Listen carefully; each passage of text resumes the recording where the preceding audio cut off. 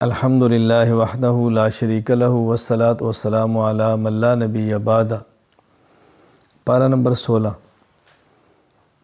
پھر یہ آگے گئے تو حضرت موسیٰ علیہ السلام خضر دونوں جا رہے تھے، ایک بستی تھی، ان سے کھانا مانگا، جیسے مسافر ہوتے ہیں ضرورت کے لیے انہیں انکار کر دیا، تو وہاں ایک دیوار تھی، گرنے لگی تو حضرت خضر علیہ السلام نے اپنے ہاتھ سے دیوار کو سیدھا کر دیا۔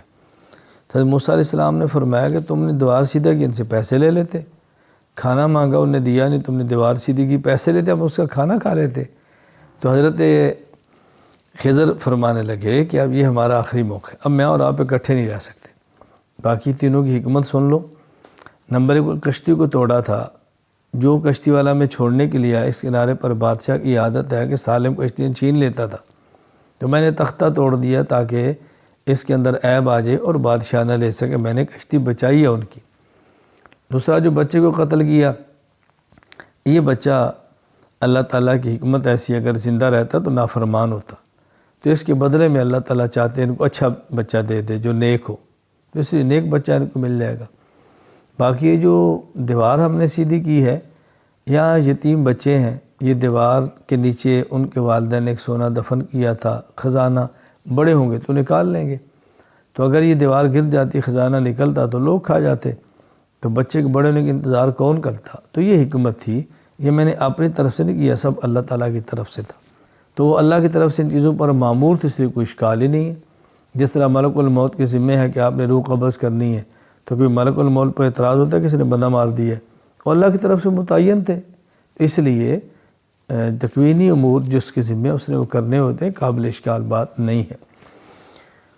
پھر آگے ذوالقرنین کا قصہ بیان کیا، وہ مغرب تک پہنچا، مشرق تک پہنچا، پھر ایک ایسے علاقے میں پہنچا کہ جہاں پر یاجوج ماجوج قوم تھی، اور اس علاقے کے لوگوں نے شکایت کی کچھ ان کا کریں، تو انہوں نے دیکھا ان کے پاس لاؤ لشکر بہت بڑی تعداد ہے، تمہاری ان سے جان چھڑائے گا، یہ فساد مچاتے ہیں، تباہی مچاتے ہیں، ہم آپ کے ساتھ تعاون کرتے ہیں۔ حضرت ذوالقرنین نے فرمایا کہ مجھے تعاون کی ضرورت نہیں ہے، اللہ نے بہت کچھ دیا ہے، بس تم میرے ساتھ کام کرو۔ کام کرنے کا مطلب پتھر لاتے، تختے لوہے کے بناتے، وہ لاتے اور اس کو سیسہ پلائی ہوئی دیوار، سیسے کے ذریعے اس کو ڈالتے جاتے، اور جیسے سیسہ پلائی دیوار یہ گویا بہت بڑی دیوار بنا دی اور ان کو وہاں پر بند کر دیا گیا۔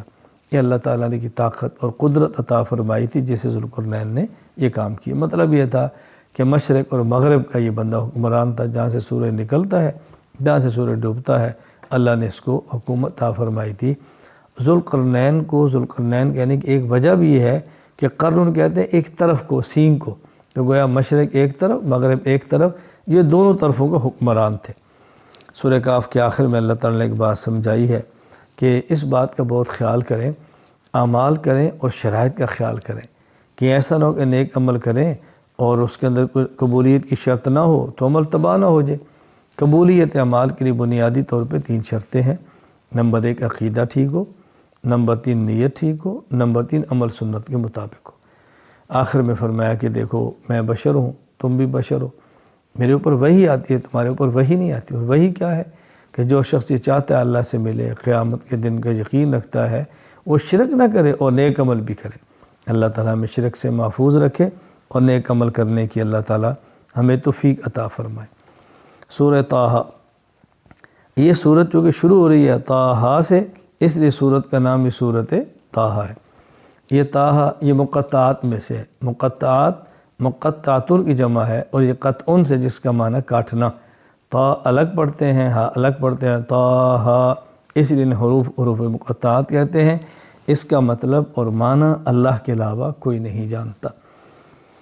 اس صورت میں ایک تو موسیٰ علیہ السلام کا واقعہ بیان فرمایا ہے اور تفصیل سے بیان فرمایا ہے، کس طرح موسیٰ علیہ السلام کی اللہ تعالیٰ نے حفاظت فرمائی ہے، فرعون کے ظلم سے نجات کیسے دی ہے، اور لوگوں کے دل میں آپ کی محبت کیسے ڈالی ہے، موسیٰ علیہ السلام کی تربیت بچپن میں کیسی ہوئی ہے، دودھ اپنی ماں کا کیسے موسیٰ علیہ السلام نے پیا ہے، تو یہ ساری باتیں اللہ تعالیٰ نے بیان فرمائی ہیں۔ فرعون نے آرڈر جاری کیا تھا کہ اس نے خواب دیکھی کہ اس خواب کی تعبیر لوگوں نے بتائی کہ ایک شخص بنی اسرائیل میں ہوگا جو تیری حکومت ختم کر دے گا۔ حل کیا تھا؟ 1 سال بچے جو پیدا ہو زندہ رکھیں، 1 سال پیدا ہو قتل کریں۔ موسیٰ علیہ السلام ایسے سال پیدا ہوئے جو قتل کا سال تھا، تو آپ کی والدہ نے ان کو لکڑی کے ڈبے میں ڈالا اور دریا میں ڈال دیا، اور اپنی بیٹی سے کہا ذرا تو اس کا خیال رکھنا۔ وہ ڈبہ چلتا ہوا دریا کے کنارے پہنچا، یعنی کنارے پر جہاں اس کا فرعون کا غالباً محل تھا، تو ان کی نوکرانیوں نے، خدامہ نے دیکھا تو ڈبہ اٹھا کے لے گئے، گھر جا کے کھولا تو اس کے اندر بکس میں حضرت موسیٰ علیہ السلام، چھوٹا سا بچہ تھا، بس جو دیکھتا ان سے پیار کرتا۔ فرعون کی بیوی آسیہ نے اس کو اپنے پاس رکھا اور کہا ہمارے کام آئے گا، بیٹا بنائیں گے۔ خیر یوں فرعون کے دشمن کو ان کے گھر میں اللہ تعالیٰ نے پرورش عطا فرمائی۔ کسی کا دودھ نہیں پیتے تھے، اب تلاش کیا دودھ کس کا پئیں، کہ بہن نے کہا کہ عورت ہے، میں بتاتی ہوں تم اس کے پاس لے جاؤ۔ کہا جی فلاں عورت ہے۔ اللہ تعالیٰ فرماتا ہے کہ ہم نے واپس موسیٰ کو ان کی والدہ کے پاس لوٹا دیا، تو والدہ ان کا دودھ پلاتی تھی، اور اسی طرح پھر وہ الحمدللہ بچے ہوئے، جوان ہوئے، ان کے گھر میں تربیت ہوئی۔ تو موسیٰ علیہ السلام کا یہ واقعہ اللہ تعالیٰ نے بیان فرمایا ہے۔ پھر موسیٰ علیہ السلام بڑے ہوئے، وہاں سے وہ ایک آدمی تھا، ان کے ہاتھ وہ قتل ہو گیا۔ موسیٰ علیہ السلام کی قوم کا آدمی اسرائیلی فرعون قوم و قبطی آپس میں لڑ رہے تھے، موسیٰ علیہ السلام نے چھڑانے کی غرض سے مارا، وہ مکہ تھا، لگ گیا، وہ قتل ہو گیا۔ قتل کا ان کا ارادہ تو نہیں تھا۔ اگلے دن دیکھا وہ بندہ پھر لڑ رہا ہے، تو موسیٰ علیہ السلام فرمایا تو کل بھی لڑ رہا تھا۔ تو وہ بھول پڑا کہ کل تو نے بندہ مارا تھا، آج پھر مارے گا۔ تو جب بات کھلی تو موسیٰ علیہ السلام وہاں سے دوڑے اور مدین پہنچے۔ اب مدین حضرت شعیب علیہ السلام وہاں کے نبی ہیں، ان کا وہ علاقہ تھا، ان کی 2 بیٹیاں ہیں، وہ کنویں پر ہیں، پانی پلانے کھڑی ہیں۔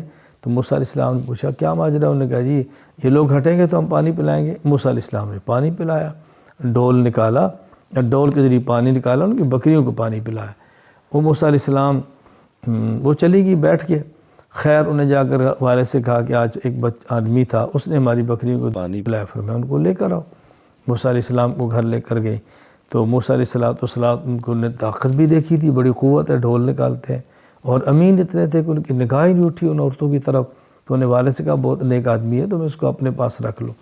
یوں حضرت شعیب علیہ السلام فرمایا کہ تم میرے پاس ٹھہرو، میں چاہتا ہوں تمہیں اپنی 2 بیٹیوں میں سے ایک بیٹی کا نکاح دوں، اور تم میرے پاس بکریاں چراؤ 8 سال تک، اور اگر 10 پورے کر دو تو تمہاری مرضی ہے۔ خیر موسیٰ علیہ السلام 10 سال وہاں ٹھہرے، بکریاں چرائیں، پھر نکاح ہوا، اہلیہ کو لے کر واپس آئے۔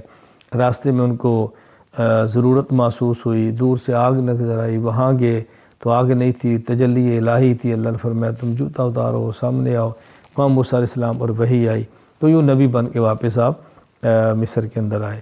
پھر فرعونیوں سے مقابلہ ہوا، اللہ تعالیٰ نے ان کو فتح عطا فرمائی، ان کو غرق کیا۔ تو یوں موسیٰ علیہ السلام کا واقعہ بھی بیان فرمایا۔ اور پھر اسی کے اندر واقعہ ہے وہ سامری کا قصہ بھی بیان کیا۔ ایک وقت آیا موسیٰ علیہ السلام جب اپنی قوم کو لے کر نکلے، اور فرعون نے پھر پیچھا کیا، یہ ادھر سمندر کراس کر گئے دریا، وہ سارے غرق ہو گئے۔